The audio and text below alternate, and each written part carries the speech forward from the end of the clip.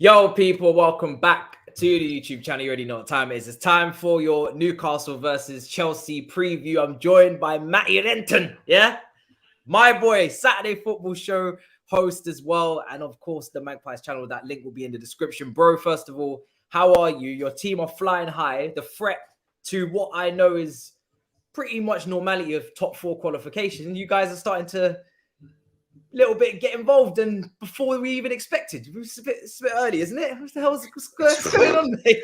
It's way too early, mate. It's way too early. I was thinking this was going to take 2-3 years. It's taken months under Eddie Howe, and in absolute dreamland, complete dreamland, mate. I cannot believe what's going on.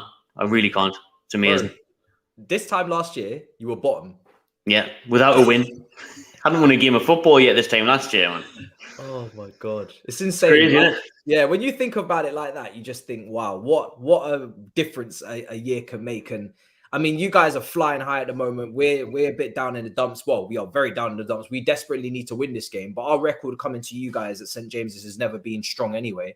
The home crowd always turn up. They always make it, hostile, and they put you up in the gods. We're up in the corner, and it's not easy. So I mean, going into it, before we get into your players and your team, and I heard St. Maximum could be back as well. I mean, team news wise, yeah, he's back. He's back, mate. He started against Crystal Palace, played about 60-70 minutes during the week in the Carabao Cup, so he's back.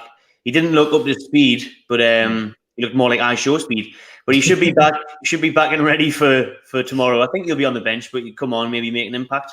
So he could be on the bench. The fact he's just about getting back into the groove and getting ready for us is so ironic. It tends to be how it is. But even without him and Alexander Isak as well, two big players for you. You guys have still been doing the business.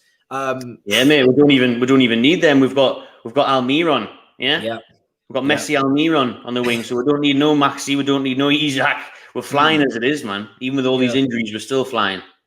Have you guys been, so formation-wise, going into this game, what can we expect? Is it a 4-3-3 for you guys usually? I mean, I know Joe Linton's kind of had to move out wide into the front three at times because of the injuries to St. Maximum and obviously Isak. So Longstaff's come in, Willock's come in. They've done jobs. Just how good is that midfield? We know Joe Linton, Bruno Guimaraes is ridiculous. Is Longstaff and Willock, they're pulling their weight at the moment, it would seem. Willock's finally getting back to that bit of form that he had when he came on loan for us. He struggled for a while, but now he's finding his feet, getting a run of games. The balance of the midfield is perfect with Bruno, Joe Linton and Joe Willock. And then you've got Sean Longstaff there as well, who runs the miles. He does all the ugly work. He covers every blade of grass. But Willock's getting forward now. Obviously, he scored against Southampton last week. That was his first goal of the season. Getting into good areas. And like you said, Joe Linton has been playing more of a left forward to accommodate the injuries. You might see him drop back again. You'll probably see Joe Linton, Bruno and Willock in midfield. But Shelby's fit now as well. Shelby started against Crystal Palace. So for a long time, we've had nothing. Now we've got a bit of options. We've got a bit of strength even to bring off the bench. So it's very good for us. Was it Eddie Howe that turned Joe Linton from a striker into a midfielder? Because that was a masterstroke, wasn't it? Out of nowhere. It happened because against Norwich City, Kieran Clark got sent off. We went down to 10 men. So he dropped Joe Linton from up front with Wilson, dropped him into midfield. And then from there, it was just like he found his position, worked on it on the training ground, turned him into a powerhouse of a midfielder. I mean, remarkable that turnaround, wasn't it? It's mental how good he is at midfield. He was a flop up front, failed £40 million striker. Now he looks like an £80 million midfielder. He's unreal. Did he make the Brazil squad? He was unlucky, wasn't he? Yeah, he didn't make it. I'm surprised, because Tite was at St. James's Park as well against Aston Villa. He saw him score. He saw obviously Bruno score. Bruno's made the squad, obviously. Oh, Bruno. Maybe a bit too soon for Joe Linton. I think he'll get a cap after the World Cup and then hopefully he can get into the squad. Yeah, I mean, this midfield battle is going to be absolutely pivotal. We have been very, very much on a downward slope in midfield for a while now. Cover's still carrying an injury. He hasn't been good recently. Kante is obviously out still. Jorginho has probably been the better of him and Loftus-Cheek, but you know the standards are on the floor at the moment for our midfield. Is that where your confidence comes from? Obviously the form, but just knowing that your midfield really, from a physical and technical standpoint, looks like it can dominate us. Mm-hmm. And the midfield's winning a lot of battles, but I will come on to the team news in a bit, I'm sure. But the injury doubt for us is Callum Wilson. He's got illness, so that's a shame. He'll probably be on the bench. But midfield and defence has obviously been outstanding this season. We still have the best defensive record in the Premier League. Only, I think it's 10 or 11 goals conceded. So they're all fit. That's the main thing. The midfield's robust with creativity as well. So we've got options across the park. The system's working. Everything's falling into place at the minute. It's just a shame that Wilson is looking to be out tomorrow, or at least not starting, probably on the bench. So that could hinder us. But I still feel with Almiron, with St. Maximin off the bench, maybe there's still goals in that team. And Chris Wood, do you think would start up front then for your? I mean, he's the only other fit striker. We've only got Wood, Isak, and Wilson. And Isak's long term. He's not coming back until after the World Cup. Wilson, I think he's just down with the chest infection, something like that. So he's not going to really feature that heavily. And you've got Wood, who, to be fair, scored a good goal against Southampton last week, but hasn't looked great since signing for Newcastle. That's the only signing that hasn't worked out, I would have thought, out with this new regime. 25 million, but it did its job, didn't it? Relegated there. That's all that mattered at the time. Yeah, exactly. I have to get on to Almiron, because the guy is just in the form of his life. Like, you know, I said it many a times on my shows, you know, he needs to be, Jack Grealish has got to be apologizing, because you just can't let this go on. It's just been ridiculous, bro. Like every single match I see him, he's going past 2-3 players at a time, scoring some wonderful individual goals. He's scoring some beautiful goals as well from range. Like, is this, because did you see this coming with him? Because for me, it's come out of nowhere. I honestly, it's come out of, and you know where you just expect it to stop. Like, okay, cool, you've had your fun now. It's been a couple of games. Now come back down to earth. He's still going. It's ridiculous.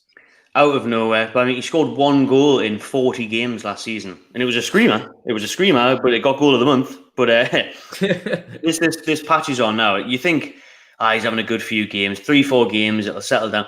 He scored 7 goals in his last 7 Premier League appearances, now 8 this season. Yeah, you know, it's getting a bit beyond the purple patch now. It's a bit mad. It's a bit scary. But he did actually miss a good chance on Wednesday night off the bench. Didn't score.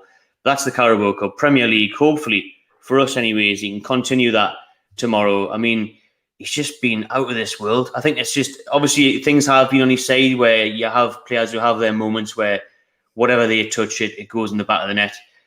But it's just you couldn't find a nicer lad to happen to. That's why I didn't like the Jack Grealish comments, because of all the people to pick on, Almiron's the little guy, isn't he? He's the little friend, smiley guy. He never just does a thing wrong, never says anything wrong. Nice guy on the pitch, nice guy off the pitch.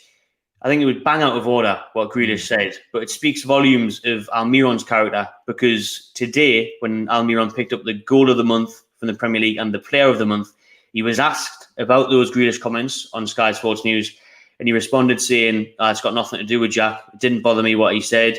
Jack's a great player. Good luck to him. It's just hard work that I've put in. So again, humble from Miggy. Good, polite, professional answer. I mean, I would have liked a bit of beef. I wish he had a fired back at him. Do you know what I mean? But because, like you say, Grealish owes him an apology. He should have came out and said something by now. It's embarrassing. Grealish had 1 goal, 1 for £100 million this season. Almiron's got 8. Hyped him up. You mentioned that defensive record as well. Chelsea in front of goal midweek were absolutely horrendous against Manchester City. Man City away, you'd think, wow, the form we're in, we're probably going to get bopped about. We played pretty well. I thought for general play wise, in terms of chance creation, good counter attacks, you know, we played very well. But unfortunately, it was what happened in both boxes that decided the game, as it always does. Either individual mistakes defending wise, and then obviously not putting the ball in the back of the net. Some of the shooting, Matty, if you'd seen it, bro, it was just catastrophic finishing. Like, it was horrendous. People not striking the ball cleanly and whatnot. So now that you mentioned you've got the best defensive record, you know, that does worry me. Is your back line just extremely predictable in terms of it's going to be, you know, Pope, Trippier, Dan Burn at left back, will it be with Botman? Dan Burn's been playing left back, keeping Matty out the team, and then you've got Botman and Shea, the two centre-backs, who are just unbelievable, mate. Like, very comfortable on the ball, composed on the ball, spraying passes, but just rock solid. Just nothing's been getting past them. Sweeping up things, no bother. Yeah. And then obviously Trippier. Everyone's talking about Almiron, but Trippier, I can't remember Trippier playing this well for Atletico Madrid or Spurs. He's on the form of his life as well, at 32 years old. Yeah. Trippier's performing out of his skin. Is there any weaknesses in this team? Like, because obviously in terms of like player stature, they're all still building up their names. Apart from like maybe like a Bruno Guimaraes and maybe like a so Maximum or Callum Wilson, a lot of them are still building up their rep, building up their name. So they're not flashy names, but they're putting in team performances and they're winning matches. Is there any weaknesses in this team you're looking at and thinking Chelsea could have some fun in this part of the pitch? The only weaknesses for me tomorrow will be Sean Longstaff in midfield. Because his effort's there, his work rate's there, but I'm not sure if he's that good enough, really. And then it would be Chris Wood up top.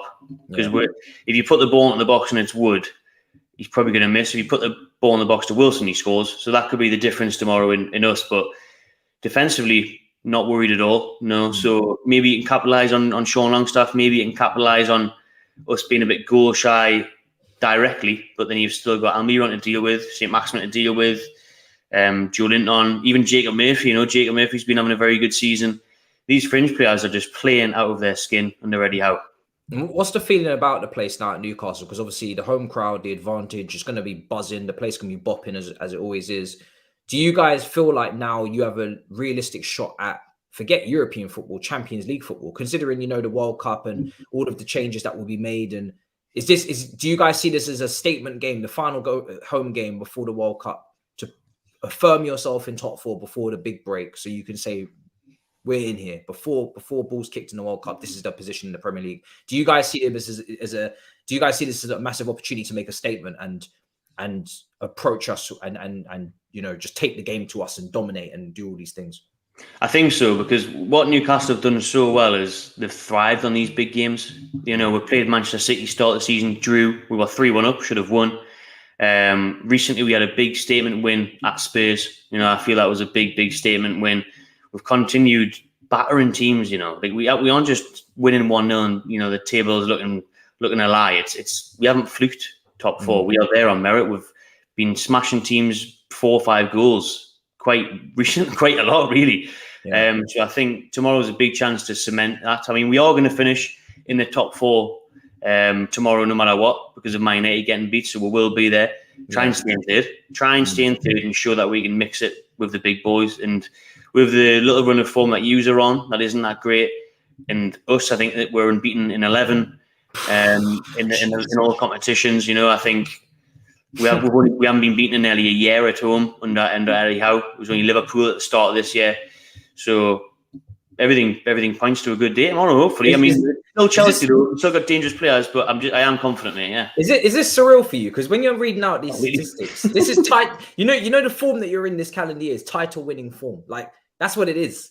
Because I remember speaking to you about this last season. It was like Newcastle, the most informed team this calendar year, but obviously you was rising from the bottom. So you was just trying to get yourself back to a respectable position, which you did. And now you've continued it this year. This is a title-winning calendar year almost. This is mad.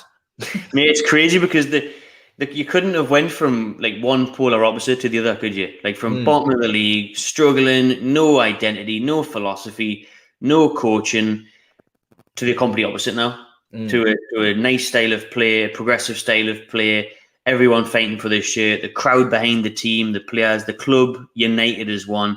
And Eddie Howe just went way above and beyond what anybody expected. And to be in the top 4, but playing this way as well, it's just utterly unbelievable. I honestly can't believe it, bro. Like, I just feel like dreamland. Pinch me. Yeah. And it's crazy to see this happening. Obviously, Potter got a big job after his great work at Brighton last season, highest place finished in their history. And that's a British manager there getting an opportunity. And then obviously Eddie Howe, with the job he did at Bournemouth, it kind of went very under the radar. And he went, he kind of went in. It's almost like he disappeared for a while. People didn't, they forgot that he was as talented as he is. And now he's at Newcastle doing what they're doing now. It's a proper great matchup from that perspective, managerial wise. Obviously, our form is not so great. What have you made of Chelsea? Whatever you've seen of Chelsea so far this season and Graham Potter at the moment, what what have you made of this team and the setup? And obviously, like, you know, people have been complaining about, you know, Sterling playing at wing back and players playing maybe out of position, or, you know, even the attitude against Arsenal was horrendous, you know, in terms of the actual application. Forget tactics, the application, and the will to win was just not there. No bravery whatsoever sometimes in some of the approaches in these home games as well against the big teams. And obviously we come to you now. Do you guys, you know, dominate possession? I don't know. It's going to be interesting because I think you guys in and out of possession are, you're quite confident within yourselves to have and not have the ball. But what have you made of Chelsea, man? It's just been, do you have any sort of worry at all about what we bring to the St. James's Park? Or do you see this as an opportunity like to just kick them while they're down kind of thing? I think it's definitely an opportunity to kick you where you're down, capitalise on our form compared to your form. But it's still Chelsea. There's still world-class players in that side. I just think what I've thought of Chelsea lately, just inconsistent. I think Potter started well. Now he's fizzled out. I think the break is going to be good for you. I think the break is going to be good for Chelsea, for Graham Potter. For me, it seems like he doesn't have a clue what his strongest side is, what the strongest formation is, who to play where. How to approach certain games. It's a big change from him, though, going from Brighton, the underdog, like, oh, well, whatever happens today is a bonus. You know, you come up against the majority of the teams in the league.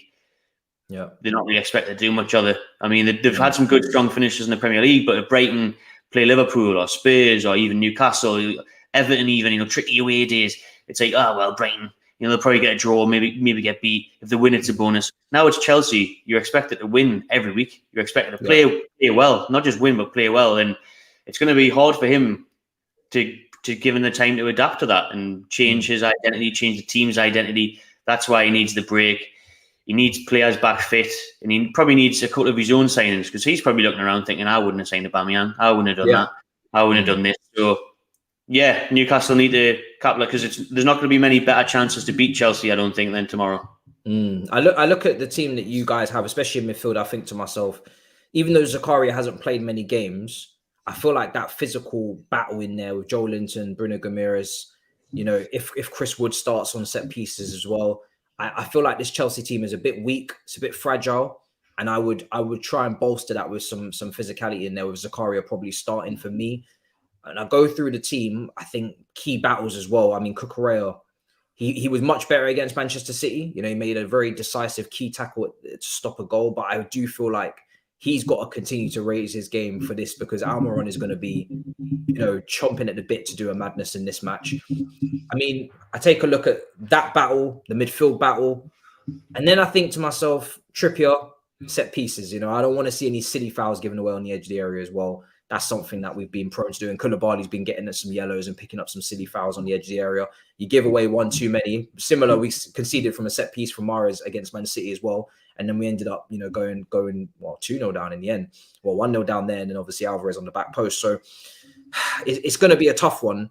In terms of the way you expect Eddie Howe to approach this, your team has been pretty much in a role now, very predictable in terms of like you got your set team 4-3-3. Do you think Newcastle will look to dominate the ball early, or is it going to be pressing from the front? Like what kind of playing style do we expect from you guys in this match? You will expect high intensity pressing, getting in your faces early, and we will look to play like the home side. You know, we will look to play on the ball, on the front foot, and be in possession. You know, it's a big change now in Newcastle what Eddie Howe's brought. We were used to sitting back, hopefully keep people on the counter, long ball to St. Maximin, see what he can do with it. It's not like that now. It's like build-up play from defence to front, Bruno in midfield, little through ball Almiron maybe, work it up the right-hand side with Trippier.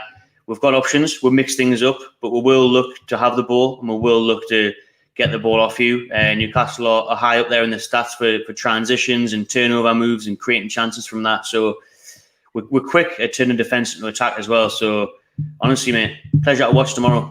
Bruno Guimaraes as well. I mean, this guy, is there any weakness in his game? Because he looks like just the complete Rolls Royce midfielder. He can score. He's happy to do the physical battles, win the ball, make the tackles and interceptions as well. Like, I remember on deadline day, I don't think you were there, on DR Sports, we did a deadline day transfer show in January. Yeah. Newcastle signed Bruno, and I said, this is the best signing of the window. And the AJT, Robbie were like, what? Really? What? Like laughing. Who's laughing now? Right? He's proving it big time. I mean, I said at the time as well, he could play in any team in this league. And again, AGT Liverpool was like, what? AGT would love a bit of Bruno now, wouldn't he? Yeah. Imagine that. Exactly who he needs. Exactly what they need. Exactly who anybody needs. You said, he's the perfect midfielder. He can do everything. He can score goals. He can get forward. He can get stuck in. He can defend well. His passing's on ton. Yeah. It's just how quickly he settled in and how good he is. And he's still got his best years ahead of him. Is outrageous. I mean, I haven't seen a weakness yet. Sometimes you'll lose the ball, but he wins it back straight away. So it doesn't matter. Yeah, it doesn't matter. Exactly.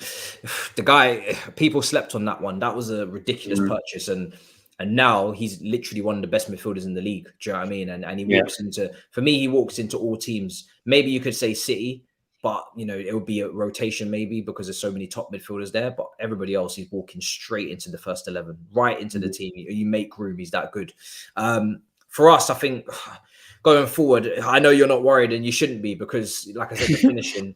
For me, Amanda Brosier's got to play this game. Do you know what I mean? This is going to be a physical battle. We need to show a bit of personality. We need to show a lot more spirit than we showed last week.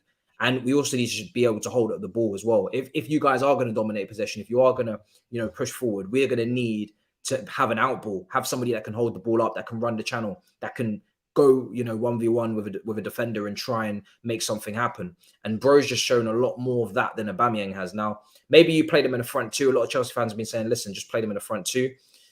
Defensively, I do worry about playing Aubameyang off the left in a front two because traditionally, if you're playing two up front, someone's got to do defensive duties. You know, someone's got to get back. So is it going to be Brozier or is it going to be Aubameyang? Now, Aubameyang at his age isn't really going to track. He's not going to press. He's not going to track back. He's not going to give you any help there. So that's unlikely. But we need goals. And we're going into this game, unfortunately, must win. It's a must win for us. Like, we can't afford to not win again because, I mean, it's not going to result in the manager being under immense pressure, no, but it will be a horrible way to end the campaign area that I guess the period that we're in with, and it will put a lot of pressure on the team when they come back from the World Cup with being out of the top four and probably being quite a few points off. I mean, you guys are direct competitors now. We have to take points off of you, not even just a draw. We need to take a win off of you. Really, we need to catch up. So for me, it's a must-win game, and I look at it and I think, you might as well, at this point, considering the situation, just go balls to the walls and really try and find goals in this team and get two strikers on there. Sometimes he plays no striker and he has Sterling up there as a false nine. And I don't like to see that. I would drop Sterling personally. I'd have Pulisic in there as well.